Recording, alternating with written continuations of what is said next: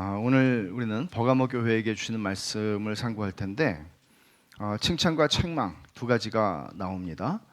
13절은 칭찬이고 14절과 15절은 책망입니다. 우리가 앞에서 에베소 교회와 또 서머나 교회에 주시는 말씀을 살펴봤지만 그 구조가 조금은 익숙해졌을 거예요. 처음에 말씀하시는 주님께서 그 주님이 어떤 모습으로 나타나시는지를 묘사하고 있습니다. 그리고 그 묘사는 오늘 말씀 같은 경우는 어떻죠? 12절에 좌우에 날성검을 가지시니가 말씀하신다 그러죠. 그러니까 좌우에 날성검을 가지신 분이 이제 그 검과 관련해서 뭔가 말씀하실 게 있으신 것이죠. 일종의 복선과 같은 역할을 하는 것입니다. 그리고 맨 뒤에는 책망할 것이 있는 교회에게는 회개하라는 요청이 나오고, 그리고 이어서 이기는 자에게는 상급을 약속하십니다. 오늘 버가모 교회에 주시는 말씀 전체를 다 상고하지 않고 12절과 13절을 중심으로 칭찬해 주신 말씀을 좀 살펴볼 텐데, 이게 두 번에 나누어서 살피는 것이 유익한 것은 일반적으로 버가모 교회 같이 또 에베소 교회도 마찬가지죠. 칭찬과 책망이 나오는 경우에 칭찬이 너무나 힘을 잃어요. 사실 주님께서 칭찬해 주시는 내용은 굉장히 중요한 내용이거든요. 근데 책망이 워낙 크다 보니까 칭찬이 무색해져요. 그래서 오늘은 칭찬하시는 내용을 중심으로 우리가 좀 살펴보려고 생각합니다. 12절에서 좌우에 날성검을 가지시니다, 주님을 그렇게 묘사하고 있죠. 검을 가졌다는 것은 고대 세계에서 이것은 어떤 표현인가 하면 통치자라는 뜻입니다. 다스리는 자라는 거, 힘을 가지고 있는 거죠.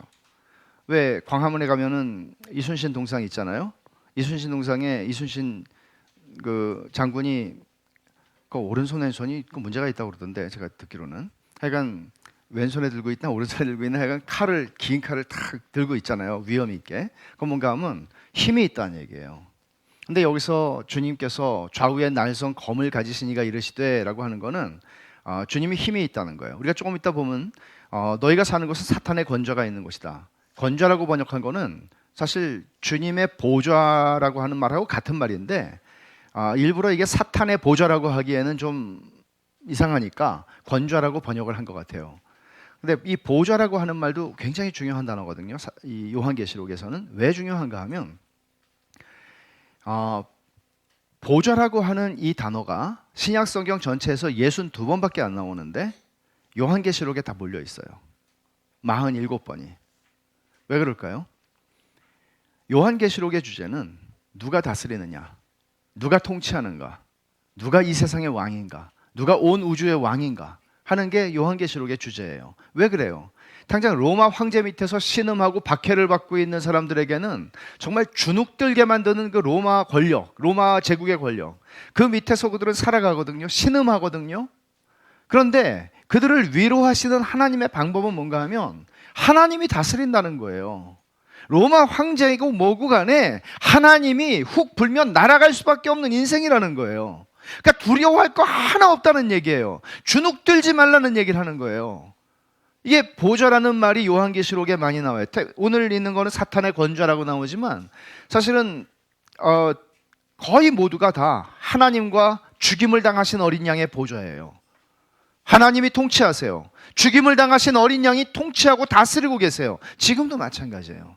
지금도 우리가 어떤 형편과 어떤 상황 가운데 있든지 우리를 두렵게 하는 어떤 존재가 우리 눈앞에 떡하고 버티고 서 있든지 상관없이 우리를 다스리고 내 인생을 좌우하고 내 생사를 주관하고 내 화복을 주관하는 분은 하나님이지 다른 존재가 아니에요. 이거를 얘기하는 거죠. 검을 가지신 이가 검을 가졌다고 얘기하는 거죠.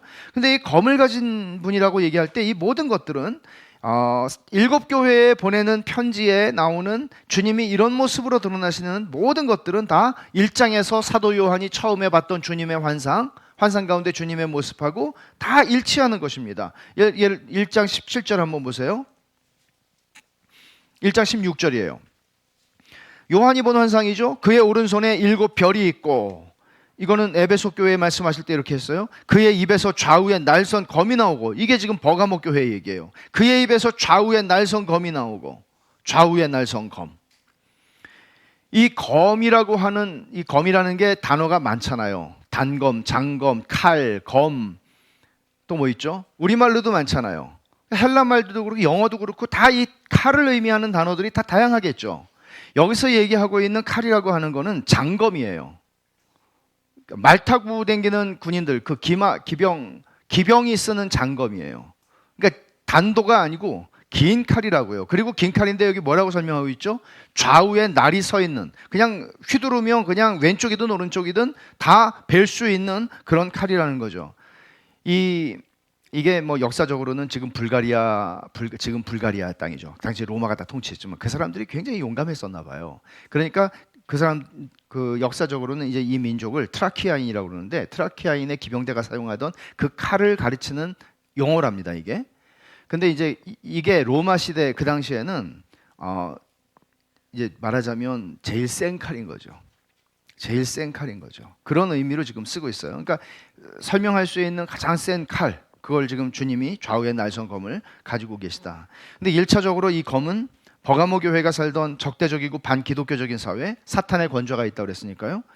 그 교회의 원수들을 심판하시게 될 검이 될 것이고, 다른 한편으로는 교회에 가만히 들어와서, 교회 안에서, 하나는 교회 바깥에서 이 검을 쓸 거예요, 주님이.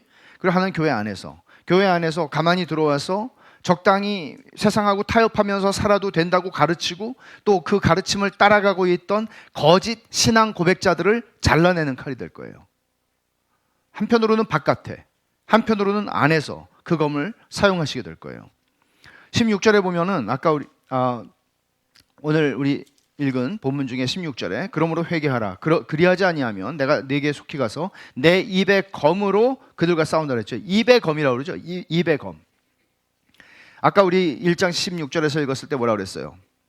그의 입에서 좌우에 날선 검이 나오고. 그러니까 그 그림으로 그려놓으면 너무 이상한 그림이 되겠죠. 그러니까 입에서 요만한 칼이 아니고 굉장히 긴 장검이 나오는 거예요. 기병대가 쓰고 있는 그런 모습을 지금 설명하고 있는 것인데, 이게 여러분 어떤 생각이 나세요? 에베소서 6장 17절에서 바울 사도가 그랬죠. 성령의 검, 곧 하나님의 말씀을 가지라. 하나님 말씀을 검에 비유를 하고 있잖아요. 또 여러분 생각나는 구절이 있으시죠? 히브리서 4장이에요. 한번 찾아볼까요? 히브리서 4장 12절.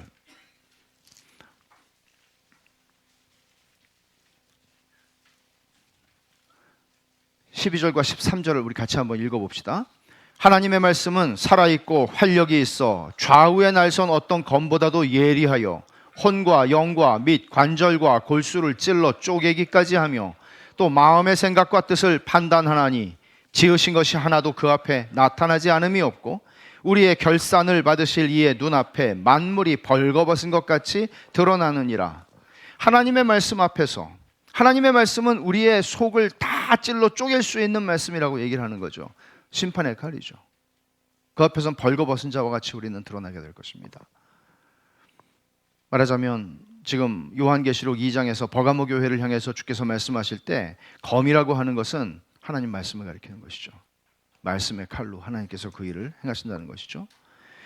버가모 교회가 어디에 살고 있는지를 내가 안다. 주님께서 그렇게 말씀하세요. 13절에 내가 어디 사는지를 내가 아노니 거기는 사탄의 권좌, 사탄의 보좌가 있는 데라. 그렇게 말씀하세요. 버가모는, 그러니까 처음에 에베소가 여러분 그 지도 전에 한번 보여드렸는데 다음에 한번 다시 보여드릴게요. 터키의 그 에게해에 인접해 있는 그 도시예요. 항구 도시예요. 거기서 북쪽으로 가면은 지난주에 살펴봤던 서머나 교회가 나와요. 서머나가 나와요. 그 다음에 다시 거기서 북쪽으로 한 70km 가면은 내륙으로 좀 들어가면 여기는 해안 도시가 아니에요. 버가모는. 근데 버가모는 소아시아, 당시에 지금 터키죠. 소아시아의 수도였어요. 그러니까 종교적이나 정치적이나 또는 뭐 여러 가지 면에서 버가모 사람들이 가지고 있는 그 자부심, 그런 것들이 당연히 있었을 것입니다. 뭐 여기 도서관이 굉장히 고대 도서관이 유명하다는데 장서가 20만 권이 있었다는데 한번 생각해 보세요, 여러분. 지금같이 프린트로 막 찍어내는 책들이 아니고요. 양피지나 이런 데다가 쓰는 거잖아요. 그 20만 권이 있었다는 거죠. 어마어마한, 그러니까 지성의 중심 같은 곳이죠. 그런 역사가 있는 곳인데, 특히 주전 29년에 아우구스투스로부터 신성한 아우구스투스와 로마 여신 아테나를 위한 신전을 세울 허가를 최초로 획득을 합니다. 그러니까 경쟁하는 거예요. 도시들이 다 어떻게 하면 황제의 환심을 사야 되는데, 황제의 환심을 살 수 있는 제일 좋은 게 뭐겠어요? 황제, 살아있는 황제를 위해서 신전을 건축하겠다는 거예요. 당신은 신입니다. 당신은 우리의 주님이십니다. 이런 고백을 하면서 신전을 세우겠다는 거죠. 근데 그거를 아시아에서 최초로 그 허락을 받아낸 도시가 버가모예요. 그러니까 최초로 황제 신전이 세워진 곳이 버가모이기도 한 것이죠. 그러니까 서로가, 에베소도 그렇고 서머나도 그렇고 버가모도 그렇고, 이 세 도시는 유난히 경쟁 관계에 있었던 그런 도시들이었습니다. 그러니까 서머나에는 유대인 거류지가 굉장히 컸기 때문에 유대인들이 자꾸 기독교인들을 못 살게 굴고 로마에다가 고발을 하고 해가지고 힘들었는데, 여기서는 유대인들이 엮여 있는 문제가 아니고 버가모는 황제 숭배의 압력 자체가 너무나 극심했기 때문에 그 자체로만 해도 그리스도인들은 정말 힘들었던 것입니다. 주님께서 네가 어디 사는지 내가 아노니 거기는 사탄의 권좌가 있는 데라. 이게 사탄이 왕노릇하는, 사탄의 중심지다, 지금 그런 얘기를 하시는 것이죠. 사탄의 세력, 사탄의 통치력, 영향력이 제일 강력하게 미치는 데서 너희가 지금 살고 있다, 그런 얘기를 하는 거예요. 이런 얘기를 들으면 버가모 사람들은 위로를 받았겠죠. 아, 주님이 아시는구나, 우리가 얼마나 힘든지. 여러분 생각해 보세요. 140~50년 전에 우리나라에 선교사가 들어왔습니다. 일본에도 선교사들이 있었죠. 일본의 선교사가 더 많았습니다. 일본이 오픈되어 있었으니까. 근데 여러분, 일본의 선교사가 더 많았는데 일본에서는 열매가 없는 거예요. 열매가 없어요. 한국에서는 어떻게 이렇게 선교사들이 들어오는 것 자체도 힘들고 버티는 것도 힘든데, 웬걸요? 무슨 이렇게 열매가 많은, 선교지 중에 정말 열매가 많은 나라가 150년, 140년 전에 우리나라였습니다. 심지어 선교사들이 가지도 않았는데 우리가 복음을 가지러 중국으로 가서 복음을 가지고 와서 자체적으로 교회가 세워지고 선교사 보고 와서 세례를 달라고 하는, 세상에 이런 나라가 어디에 있습니까? 굉장히 특이한 역사를, 교회 역사를 가진 게 우리 한국 교회입니다. 그런데 생각해 보세요. 그렇게 일본에 간 선교사와 한국에 간 선교사가, 예를 들어 우리가 미국에 있는 교회라면 그 당시에 우리 교회가 일본으로 선교사를 파송했고요. 김아무개를, 오아무개를 한국으로 파송을 했어요. 근데 보면 김아무개는 보면 뭐 별로 힘들 것도 없는 것 같은데 열매가 없어요, 일본에 간 사람은. 근데 오아무개는 한국에 가서 뭐 중내산해하고 버티고 그냥 살아가는데 열매가 너무 많은 거예요. 그럼 우리가 어떤 생각하기가 쉬워요? 아, 기도를 많이 하는구나, 오선교사가. 우리 김선교사는 철수시키고 오선교사를 좀 팍팍 밀어줘야 되겠구나, 이렇게 생각하기가 쉽죠. 그러나 전혀 그들의 기도와 그들의 열매가 상응하는 관계 속에 있었던 것은 아니었습니다. 이건 좀 다른 문제죠. 말하자면 이 버가모 사람들이 가지고 있는 어떤 열등감이랄까, 버가모 성도들이, 야, 우리는 뭐 별로 열매도 없는 것 같고 그냥 버티기를 하고 있구나, 이런 생각을 했을 수도 있죠. 근데 주님께서 말씀하세요. 야, 난 니네가 얼마나 열악한 환경 속에서, 얼마나 극심한 반대와 압력 속에서 너희가 믿음을 지키고 있는지 내가 알아. 아, 주님이 아시는구나. 주님은 모든 걸 다 아시니까. 사람들처럼 우리 외적인 환경이나 어떤 뭐 그저 이런 눈에 보이는 것들만 가지고 우리를 판단하지 않으시는 분이니까 위로를 얻는 것이죠. 주님께서 사탄의 권좌가 있는데 너희가 산다라고 얘기한 거에 대해서는 학자들이 몇 가지로 설명을 하는데 정확히는 모르죠. 근데 이제 그 버가모 뒤편에 원뿔 모양의 그러니까 아주 톡 솟아오른 산이 있다는 거예요. 근데 그 주변에 이제 신전, 이교 신전들이 쫙 있는데, 그러니까 거기를 보면 꼭 무슨 사탄의 보좌 같이 생겨가지고 그걸 사탄의 보좌라고 얘기를 했을 수도 있겠다라고 해석하는 분들이 있고, 또 하나는 그 이교 신들 중에서 버가모의 상징적 신이 하나가 있었어요. 그 신의 이름은 아스클레피오스라는 신인데, 여러분 약국이나 우리나라 약국에서는 제가 별로 본 것 같지 않고, 의사 가운이나 앰뷸런스에, 차에 그 막대기 하나에 뱀 이렇게 올라가는 거 보신 분 계세요? 어떤 어떤 곳에서는 뱀 2마리고 어떤 곳에서는 뱀 하나인데, 뱀 2마리는 그게 이제 제가 또 이거를 팩트를 체크를 했어, 설교하려고. 미 육군 의무부대에서 어느 날 갑자기 뱀 2마리로 그려지기 시작하면서, 이건 헤르메스의 지팡인데 그게 헷갈리면서 그냥 이렇게도 쓰고 저렇게도 쓰고 그렇게 됐다는 거예요. 근데 아스클레피오스라고 하는 신은 뱀이 상징인데, 그 아스클레피오스 신전에서 병자들이 거기에서 하루를 묵으면, 뭐 이것도 설이에요. 뱀들이 이렇게 지나간대요. 그러면 뭐 병이 낫는다, 뭐 이제 그런 설들이 있고, 뭐 여튼 설이라고 그래요. 이건 설이에요. 근데 중요한 거는 아스클레피오스의 상징은 이 뱀이에요. 뱀. 그러니까 뱀이면은 요한계시록 12장 20장에서 계속 말하는 게 뭐죠? 옛뱀, 곧 마귀라고 그러잖아요. 그러니까 이제 버가모의 상징은 뱀이고, 아스클레피오스를 섬기니까, 그리고 아스클레피오스의 뱀으로 상징되는 이 버가모, 그래서 사탄의 권자라고 했을 것이다, 이렇게 또 설명하기도 하고. 그러나 가장 설득력 있는 설명은 뭔가 하면, 황제 숭배가 가장 극심하게 열정적으로 일어나던 곳이 바로 이곳이었기 때문입니다. 그것은 뭔가 하면 사실 영적으로 보면 그리스도가 주냐 황제가 주냐 하는 문제에서 우리의 생사가 갈려지고 우리의 삶이 나누어지는, 어떤 길로 우리의 삶이 연결될지 모르는 이런 상황 속에서 주님께서는 사탄의 권좌가 있는 곳이라고 표현을 하셨을 것 같습니다. 여러 가지 물론 이유들이 여기에 있는 것이죠. 버가모 교회는 이런 적대적인 세상 속에서 살아가고 있었습니다. 정말 적대적이었습니다. 강력하게 적대적인 세상이었습니다. 근데 그 속에서 버가모 교회 성도들이 알았던 것은 뭔가 하면, 그냥 우리 신앙의 명맥을 유지하는 게 우리의 부르심이라고 생각하지 않았다는 것이죠.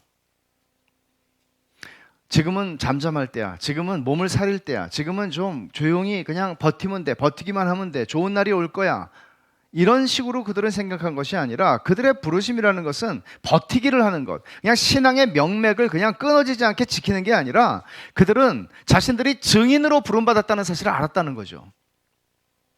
충성된 증인으로. 예수님께서 사도행전 1장 8절을 말씀하시기를 너희는 나의 증인이 되리라 그러셨죠. 증인으로 부름받았다는 걸 알았어요. 그들은 증인은 뭘 하는 사람이에요? 증거를 하는 사람이에요. 그리고 자기들이 증인으로 부름을 받았다는 사실은 어떤 결과를 만들어낼지도 그들은 알았습니다. 그러니까 보통 일이 아닌 거죠. 생각해 보세요. 신사참배를 강요받던 30년대 말 40년대 중반까지의 우리 한국 교회에서 우리가 신앙생활을 하고 있다면 여러분들은 어떤 편에 서시겠습니까? 주기철 목사님이나 뭐 이런 분들처럼 여러분들은 감옥으로 가겠습니까? 아니면은 일제에서 출애굽기 설교하지 마라, 이거 설교하지 마라, 저거 설교하지 마라, 다 목사들에게 강요했습니다. 목사들이 설교를 하고 주일날 설교를 하고 감옥까지 않으려면 그들이 요구하는 대로 들을 수밖에 없었습니다. 여러분 같으면 어떻게 하시겠습니까? 이런 상황 가운데 이 사람들이 있는 거죠. 지금 북한의 공산 정권 하에서 독재 공산 아주 그런 못된 정권 밑에서 살아가는 그리스도인들을 한번 생각해 보십시오. 우리가 지금 21세기에 대한민국에서 살고 있는 거하고는 다르죠. 물론 달라. 우리도 우리 나름대로의 어려움이 있지만 그건 다른 거죠. 생사가 왔다 갔다 하는 그런 문제니까요. 이게 버가모 교회의 실상이었습니다. 근데 주님이 한 사람의 이름을 언급하세요. 13절에 안디바라는 사람이죠. 안디바를 가리켜서 주님은 뭐라고 말씀하시나 하면 내 충성된 증인 안디바가, 그렇게 얘기를 하세요. 이 사람이 버가모 교회의 순교자라는 것 외에 우리가 알 수 있는 성경의 증거는 없습니다. 성경 안에서 찾을 수 있는 증거는 없습니다. 그러나 어떤 자료에는 이 안디바의 죽음에 대해서 이렇게 묘사합니다. 안디바는 황제 숭배를 거절했고, 황제 숭배를 거절한 것 때문에 그는 노수로 소를 만들어 놨는데, 황소를 노수로, 속에는 텅텅 비게 하고 사람이 들어갈 만하게, 그래서 산채로 거기다가 넣고 불을 떼가지고 죽였다. 그렇게 고통스러운 순교를 했다는 설이 전해지는 게 있어요. 우리는 알지 못하죠. 어떻게 죽었는지는 알지 못해요. 그러나 주님께서는 분명하게 여기서 내 충성된 증인이라고 그러시는데, 여러분, 이 충성된 증인이라는 말은 어마어마한 말이에요. 우리는 보통 너희는 내 증인이 되리라, 주님 그렇게 말씀하셨죠. 근데 지금 충성된 증인이라고 그러시죠. 요한계시록에서 이 말을 앞에서 썼어요. 누구에게 썼는지 아세요? 예수 그리스도. 주님 자신이 하나님 앞에 충성된 증인이셨어요. 1장 5절을 한번 보십시오.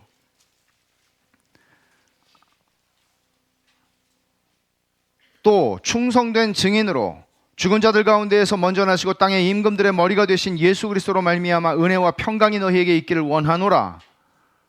충성된 증인으로. 그리스도께서는 당신이 아버지께로부터 받은 모든 말씀들을 그대로 전하셨고 그 증거로 인하여 죽임을 당하셨습니다. 그래서 이를 충성된 증인이라고 이야기를 하는 것이죠. 그런데 안디바를 가리켜서 주님 자신이 진짜 충성된 증인이신 그분에게만 합당한 이 영예를 안디바에게 내 충성된 증인이라고 말씀하시는 거예요. 여기 이 말, 내 충성된 증인을 더 정확하게 직역을 하면 나의 충성된 나의 증인이에요. 이 증인이라는 말 앞에 나의라는 말이 또 한 번 들어가요. 왜 그럴까요? 애정이죠. 나의 충성된 내 아들, 나의 충성된 내 증인, 주님 이렇게 말씀하시는 거예요. 그렇게 표현하고 싶은 거예요, 주님은. 왜? 안디바가 죽음 앞에서도 주님의 이름을 굳게 잡았고 믿음을 저버리지 않았으니까. 그 고통스러운 죽음 속에서도 그는 무릎을 꿇지 않았으니까. 주님은 나의 충성된 나의 증인이라고 말씀하세요. 엄청난 영예죠. 근데 이 증인이라고 하는 말은 여러분들이 이미 여러 차례 들으셨겠지만 마르투스라고 하는 말이에요. 헬란말로 마르투스인데 이 말에서 영어 마르터라고 하는 말이 나왔어요. 영어 마르터는 증인이라는 뜻이 아니에요. 순교자라는 뜻이에요. 적어도 3세기까지는 이 말은 예수님이 너희는 내 증인이 되리라, 내 마르투스가 되리라, 이 말은 3세기까지는 언제나 증인이었어요. 그 뜻이. 그러나 4세기로 넘어가면서 그 뜻이 변화되기 시작했어요. 뭘로? 두 개가 처음에는 같이 쓰였겠죠? 증인이라는 뜻, 1번의 뜻 증인, 2번 순교자. 300년 동안 얼마나 많은 사람들이, 얼마나 많은 성도들이 복음을 증거하다가 그리스도의 충성된 증인으로 살다가 죽임을 당했으면, 순교를 했으면 그 말의 뜻이 순교자라는 말이 되었겠어요. 그래서 이 말을 쓸 때 1장 5절에서 조금만 아까 보세요. 충성된 증인으로 죽은 자들 가운데서 먼저 나시고, 죽음이라는 단어가 같이 나온다고요. 증인이라는 말에서. 오늘 본문에서도 보세요. 12절에 내 충성된 증인 안디바가 너희 가운데고 사탄이 사는 곳에서 죽임을 당할 때에도, 증거한다, 증인이 된다는 말과 죽임이라는 말이 같이 나와요. 그러니까 이상한 건 아니에요. 왜냐하면 주님께서 너희가 나를 따라오려거든 자기를 부인하고, 매일매일 자기를 부인하고 매일매일 자기 십자가를 지고 나를 쫓아와 라고 그러셨어요. 주님은 뭐예요? 내 죽음을 각오하고 쫓아가는 거예요. 목사들에게 말씀한 게 아니에요. 선교사 할 사람들한테 말씀한 게 아니에요. 예수를 믿는 사람들에게 말씀하시는 거예요. 우리들 모두요. 여러분들이 예수 믿을 생각이 없으면 이 자리에 왜 계시겠어요? 우리 모두를 향해서요. 건성으로 믿는 거 아니라는 얘기예요. 나 편할 때 대충 믿는 게 아니라는 얘기예요. 그런 길은 없어요. 그런 길은 없어요. 주님이 안디바 얘기를 하시는데 사실은 안디바 얘기가 아니고요, 버가모 사람들 얘기를 하는 거예요. 잘 읽어보세요.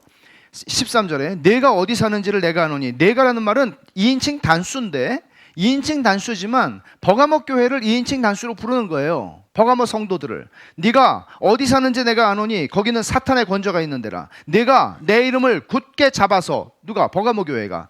내 충성된 증인 안디바가 너희 가운데 사탄이 사는 곳에서 죽임을 당할 때에도 나를 믿는 믿음을 저버리지 아니하였도다. 누가요? 버가모 교회가. 두 가지 얘기하는 거예요. 첫째, 내 이름을 굳게 잡았다. 둘째, 나를 믿는 믿음을 저버리지 않았다. 내 이름을 굳게 잡았다 하는 말을 한번 생각해 보세요. 여기 이름이라고 하는 것은, 우리가 예수님께 제자들이 기도를 가르쳐 달라고 했을 때 예수님이 그러셨죠. 아버지의 이름이 거룩히 여김을 받으시오며. 이 말은 이름이라고 하는 것은 굉장히 큰 의미가 있죠. 너희는 내 아버지의 이름을 욕되게 하지 말라. 하나님은 당신의 이름에 대한 열심을 가지고 계시고, 이름이라고 하는 것은 그 인격, 성품, 사역, 교훈, 그분의 교훈, 모든 것들을 망라하는 그 이름이 의미하는 것은 그의 모든 것, 정체성을 다 망라하는 말이죠. 그러니까 버가모 성도들은 사탄의 권좌가 있는 곳에 살면서 그 극한 그 황제 숭배의 압박 속에서 살아가면서 그들이 했던 한 가지를 주님 말씀하세요. 너희가 내 이름을 굳게 잡았다. 내 이름을 굳게 잡았다. 여러분, 예수의 이름을 굳게 잡는다는 것이 어떤 의미인지 아시겠습니까? 여러분들의 극한 상황 속에서 때때로 우리는 이 사람들과는 우리가 다르겠지만, 북한에 있는 성도들과는 다르겠지만, 일제시대의 신사참배를 강요받던 시대와는 다르겠지만, 우리의 일상적인 삶의 자리에서 극한 상황을 겪을 때가 있기도 합니다. 그럴 때 그리스도의 이름을 굳게 잡는다는 것이 어떤 의미인지 여러분 아십니까? 내가 내 이름을 굳게 잡았고, 주님이 지금 칭찬하는 겁니다. 잘 견뎠어, 그 얘기를 하는 게 아닙니다. 그런 상황 속에서 다른 거 붙잡고 사람 쳐다보고 이거저거 하고 꾀부리고 할 수 있는데 내 이름을 붙잡았대요. 내 이름을. 그걸 주님 칭찬하시는 거예요. 자랑스러워 하시는 거예요. 너희가 내 이름을 굳게 잡았다. 이 굳게 잡는다는 말이 우리말로는 두 단어지만, 이 헬란 말은 이 부사가 없어요. 굳게라는 말이 없고, 이 말 자체가 꽉 잡는다는 뜻이에요. 근데 이거를 보통 어떻게 쓰나 하면, 복음서에 보면 요한을 잡아오게 가두었다, 헤롯이 세례 요한을 잡아라는 말이에요. 이게 체포한다는 말이에요. 여러분, 그 당시에 체포를 하는 이 군인이 체포를 했다가 놓치잖아요. 그러면은 그 놓친 사람의 생명을 내 생명으로 대신하는 게 그 시대의 법이에요. 그러면 여러분 얼마나 꽉 잡았겠어요? 이 도망가면 내 생명이다라는, 얼마나 꽉 잡았겠어요? 그렇게 꽉 잡는 거예요. 그리고 또 하나, 요한계시록에서 이 단어가 쓰인 거는 2장 1절을 한번 보세요. 에베소 교회의 사자에게 편지하라. 오른손에 있는 7뼈를 붙잡고, 그랬죠? 예수님께서 7뼈를 붙잡고 계세요. 오른손으로, 전능하신 손으로, 왼손이 아니고 오른손으로 7뼈를 붙잡고 계세요. 그 7뼈를 붙잡고 계시다. 교회의 지도자들을 붙잡고 계시다는 뜻이에요.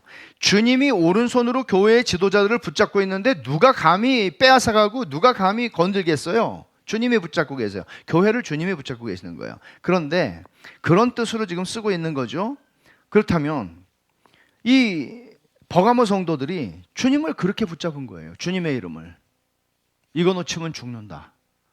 주님의 이름을 놓치면 죽는다. 히브리서 기자도 고난 속에 살아가는 성도들을 향해서 이렇게 말한 적이 있어요. 그러므로 우리에게 큰 대제사장이 계시니 승천하시니 곧 하나님의 아들 예수시라. 우리가 믿는 도리를 뭐라고 그랬을까요? 굳게 잡을지어다. 믿는 도리, 복음, 하나님의 주권에 관한 교리, 하나님의 섭리에 대한 교리, 하나님의 속성에 대한 교리, 하나님의 구원에 관한 교리, 그리스도가 누구신가에 대한 교리, 성령에 대한 교리, 우리의 믿음과 회개에 대한 교리, 우리의 성화의 교리, 믿음의 도리를 굳게 잡으라고. 여러분들이 주일 오후마다 교리를 배우고 하는 것은 그냥 배우는 거 아니에요. 우리 애들한테 우리가 교리를 가르치는 거 그냥 허투루 가르치는, 시간 때우는 게 아니에요. 결국 평생에 우리가 붙잡고 살아가야 하는, 사실은 우리가 붙잡고 살아간다고 생각하지만 사실은 그 말씀을 통해서 주께서 우리를 붙잡으시는 거죠. 내가 붙잡았다고 생각하지만 주께서 우리를 붙잡으시는 거죠. 같은 말이에요. 믿는 도리를 굳게 붙잡는다. 주의 이름을 굳게 붙잡았다. 버가모 성도들은 혹독한 박해 속에서 자신들의 목숨이 왔다 갔다 하는 순간에도 주님의 이름을 굳게 붙잡았어요. 주님의 이름을 포기하면, 이런 뜻이에요. 주님의 이름을 놔버리면 살 길이 있어요. 주님의 이름을 놔버리면 만사가 편해져요. 고난을 받지 않아도 된다고요. 주님의 이름을 놔버리면 돼요. 그래서 황제 숭배의 압력 속에서 그들은 이제 그리스도의 이름을 이제 놓지 그래 라는 회유와 압박을 받았습니다. 근데 그들은 놓지 않았습니다. 더 굳게 붙잡았습니다. 굳게 잡으라. 이 동사가 현재형으로 사용되고 있는데 헬라어에서는 현재형이라는 것은 이런 뜻이에요. 계속해서 붙잡고 또 붙잡는다. 그러니까 이게 무슨 말인가 하면 이 사람들이 힘이 천하의 장사라서가 아니라 믿음이 연약해질 때가 얼마나 많았겠습니까? 그래서 놨습니다. 넘어졌습니다. 근데 또 붙잡는 거예요. 또 붙잡는 거예요. 수없이 실패하고 수없이 놔버렸지만 그들은 또 붙잡는 거예요. 그런 얘기를 지금 하고 있는 것이죠. 또 하나, 믿음을 저버리지 않았다. 주님 말씀하세요. 믿음을 저버리지 않았다. 저버리지 않았다. 이거는 부인하지 않았다. 그 말이에요. 부인하지 않았다는 말인데 주님이 제자들한테 이렇게 말씀하셨죠. 누구든지 사람 앞에서 나를 시인하면 나도 하늘에 계신 내 아버지 앞에서 그를 시인할 것이요 누구든지 사람 앞에서 나를 부인하면 나도 하늘에 계신 내 아버지 앞에서 그를 부인하리라. 그들은 나를 부인하지 않았다. 나를 믿는 믿음을 부인하지 않았다. 그들은 믿음을 저버리지 않았다. 주님 말씀하세요. 1세기 말에 박해 속에서 살아가는 버가모 성도들에게 주님의 이 말씀, 주님께서 너희가 나를 시인하면 나도 너희를 하늘 아버지 앞에 시인하고 너희가 날 부인하면 나도 부인하겠다고 하신 이 말씀은 이런 극심한 박해 속에 살아가는 성도들이 붙잡지 않을 수 없는 말씀이죠. 이거는 여러분 이거 어떻게 이 말씀을 어떻게 놓겠어요? 이 말씀을 생각하면 어떻게 주님을 부인할 수 있겠어요? 어떻게 믿음을 저버릴 수 있겠어요? 바울 사도도 자기의 영적 아들인 디모데에게 이렇게 말했습니다. 미쁘다 이 말이요 우리가 주와 함께 죽었으면 또한 함께 살 것이요 참으면 또한 함께 왕노릇할 것이요 우리가 주를 부인하면 주도 우리를 부인할 것이라. 참으면 주와 함께 참으면 함께 왕노릇할 것이고 우리가 주와 함께 죽었으면 함께 살 것이라고. 그들이 그리스도의 이름을 굳게 붙잡지 않고 놔버리면 그들은 살아요. 그렇지만 그들은 영원한 죽음에 처해질 거예요. 그래서 그들은 주를 부인하지 않았죠. 믿음을 부인하지 않았죠. 21세기 대한민국을 사는 우리들에게 이 말씀은 어떤 의미가 있을까요? 여러분 예수 믿으면 여러분들 직장에서 잘립니까? 예수 믿는다고 여러분들이 당하는 불이익이 있습니까? 얼마나 우리는 심한 압박 속에서 오늘 예배에 나오셨습니까? 남편이 못 나가게 하고 아버지가 못 나가게 하고 아내가 못 나가게 하고 이런 심한 압박 속에서 여러분들은 신앙생활 하십니까? 그런 분이 몇 분 계십니까? 우리는 이런 압박이 있죠. 빨리 일어나, 늦어. 이 왼수야. 우리는 이런 압박 속에서 신앙생활 하지 않아요? 찔리는 분 많죠? 연호 아빠가 아신다. 그래요. 우리는 신앙생활을 해요. 여기서 이런 말씀들이 우리에게 무슨 의미가 있어요? 이렇게 편하게 신앙생활 하는데 이게 무슨, 오늘 이 말씀이 우리에게 어떻게 적실성이 있는 말씀이 될 수 있냐고요. 이게 아무 상관없는 말씀 아니에요? 내 삶하고는.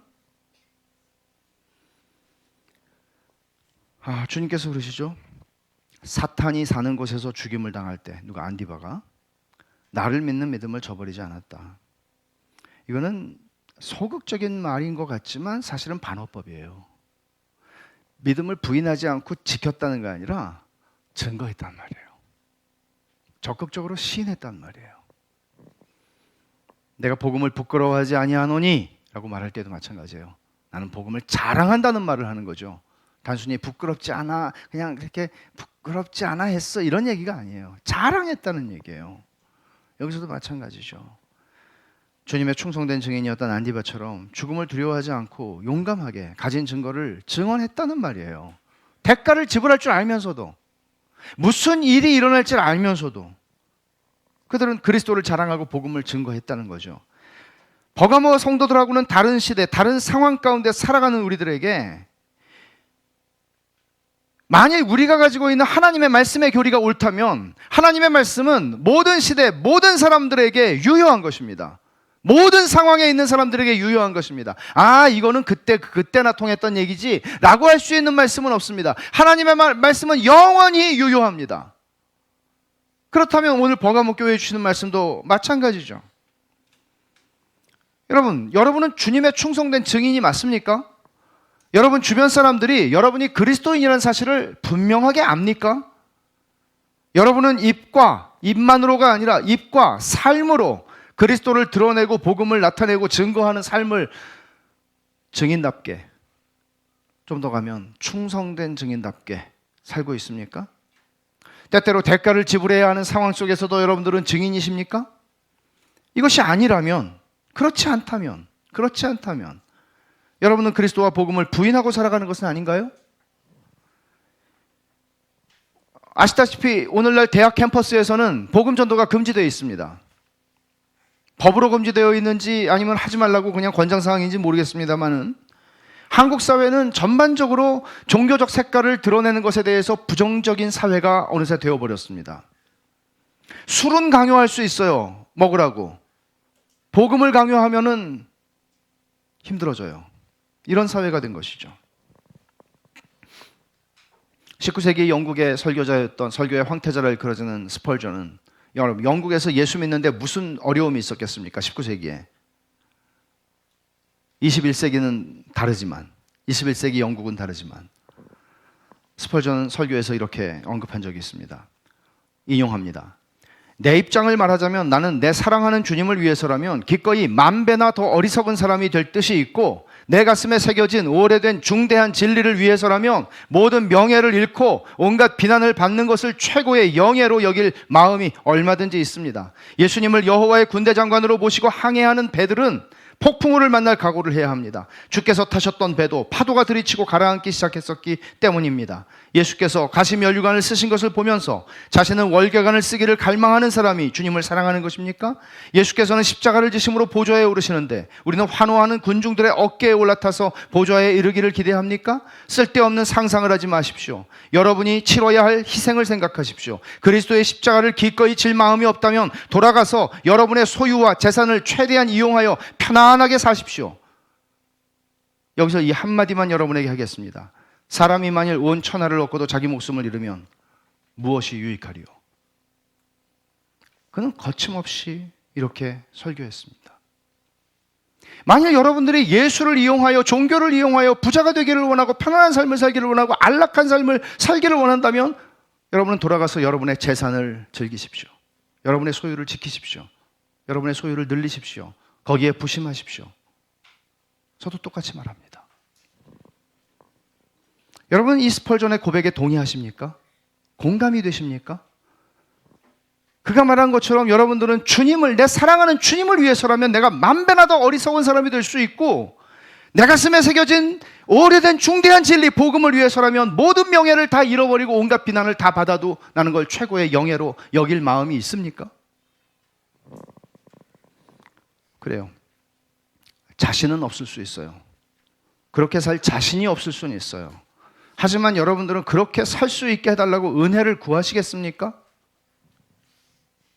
정직하게 여러분 안에 이런 마음이 있다면 저는 여러분에게 소망이 있다고 말씀드리겠습니다. 성경에 근거해서.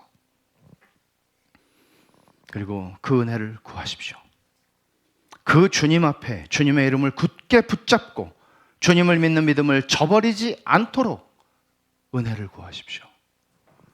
하지만 만일 여러분 중에 이 고백을 할 수 없고 전혀 공감할 수 없고 이런 기도를 하고 싶지 않다면 안디바는 여러분하고 아무 상관도 없는 사람일 것입니다.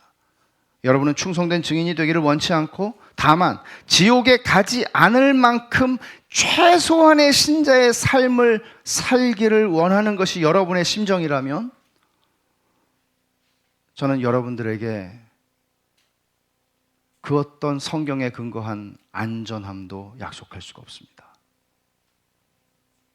오히려 여러분이 그 최소한의 삶만을, 지옥을 피하려는 최소한의 삶만을 바라고 살아감에도 불구하고 지옥이 훨씬 더 가까울 것입니다. 어쩌면 여러분들의 신앙 고백은 거짓일 가능성이 많습니다. 그러므로 하나님의 은혜를 구하십시오. 참된 구원의 은혜와 그 구원을 확신하는 은혜를 구하십시오. 내가 구원받았는지 구원받지 않았는지 모르는 상태로 시간을 때우지 마십시오. 왜냐하면 하나님은 당신의 사랑하는 자녀들에게 구원의 확신을 주시기 때문입니다. 주님의 충성된 증인이 되고 싶습니까? 충성된 증인, 충성된 증인. 어느 시대나 경건하게 살고자 하는 자는 박해를 받는다 그랬습니다. 1세기 말에 버가모 성도들이 겪은 것하고는 다를지 모릅니다. 하지만 경건하게 살고자 하면 힘듭니다. 오늘 본문의 말씀을 단어를 어휘를 통해서 말한다면 여러분이 그저 간간히 신락 같은 내 구원의 끈이라고 여기는 그 신앙이라고 있기는 한 것 같기도 하고 없기도 한 것 같은 그 신앙의 줄을 유지하는 것이 여러분의 삶에 그저 살아가는 근거라면, 그런 식으로 여러분들이 여러분의 시간을 10년, 20년을 보내왔다면 여러분들은 굉장히 불안한 것입니다. 충성된 증인으로 살라고 우린 부름을 받았습니다. 주님이 승천하시기 전에 말씀하신 대로 말이죠. 증인이라는 말은 그리스도인, 신자 같은 말입니다. 증인에게 요구되는 것은 충성됨, 신실함입니다. 내가 목격한 것을, 내가 아는 것을, 사실을, 진리를 그대로 말하는 겁니다. 내가 결과 때문에, 결과가 무서워서 내가 알고 있는 진리를, 내가 본 것을 왜곡해서 말한다면 그것은 증인의 자격을 상실하는 것입니다. 증인의 조건은 충성됨, 진실함입니다. 증인에게 있어서 중요한 것은 그 사람이 얼마나 많은 능력을 가졌는가가 아닙니다. 증인에게 중요한 것은 뭔가 하면 많은 능력이 아니고 얼마나 신실한가 하는 것입니다. 얼마나 내가 알고 경험하고 아는 그리스도를 말할 수 있고 복음을 말할 수 있는가, 얼마나 능력 있게, 얼마나 말을 잘하고 얼마나 영향력 있게 말할 수 있는가가 아니라고요. 충성된 증인의 조건은 능력이 아니라고요. 빌라델비아 교회에게 주님이 하신 말씀대로 나중에 우리가 살펴보겠지만 작은 능력을 가지고도 내 마을을 지키며 내 이름을 배반하지 않았다. 주님 그러세요. 너희들은 작은 능력을, 빌라델비아 교회는 7교회에 비하면 작은 교회였을 거예요. 분명히 돈도 별로 없었을 거예요. 근데 그래요. 주님이 작은 능력을 가졌는데 얘네는 내 말을 지키고 내 이름을 배반하지 않았다고. 능력의 크고 작음이 아니라 주의 이름을 붙잡고 굳게 붙잡고 믿음을 저버리지 않는 것. 여러분, 가령 스펄전이 한 말처럼 주님 이게 제 마음입니다 이렇게 막 얘기할 수 있어요. 근데 보세요, 베드로처럼 우리는 수없이 넘어지고 실패합니다. 그러니까 내가 어떤 대답을 하느냐가 사실 중요한 건 아니에요. 수없이 실패하고 수없이 넘어집니다. 버가모 사람들도 우리와 다르지 않았다고 저는 생각합니다. 수없이 그들도 넘어지고 실패했을 거예요. 그런데 주님 말씀하세요. 너희가 나의 이름을 굳게 잡았고 놨어요. 근데 또 잡았어요. 또 놓쳤어요. 또 잡았어요. 이게 신앙생활 하는 거예요. 나는 한 번도 안 놓쳤다 그 얘기를 하는 게 아니에요. 여러분, 우리는 늘 놓쳐요.